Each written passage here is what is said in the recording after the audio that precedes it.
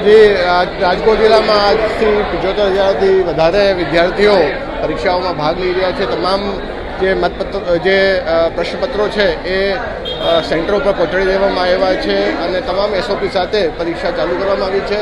અમારું આપના થકી બધા છાત્રોને એક જ મેસેજ છે કે ચિંતામુક્ત થઈને પોતાનું બેસ્ટ પરફોર્મન્સ આપે અને એ સિવાય વધારે ચિંતા કરે નહીં.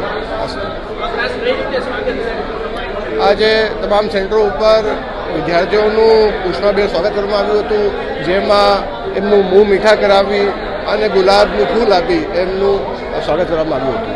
ઉપર એવી રીતના કે કોઈ બાળક કદાચ બાય મિસ્ટેક સરસ ચૂકથી જો એની પાસે કોઈ એવું સાહિત્ય આવી ગયું હોય તો અહીંયા પશ્ચાતાપ પેટીની અંદર એને મૂકી અને પોતાના બ્લોકની અંદર જાય.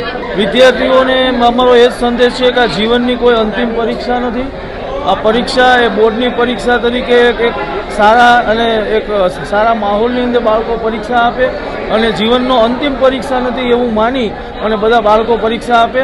વાલીઓ પણ બાળકોને આ રીતના પ્રોત્સાહિત કરે એવો અમારો એક સંદેશ.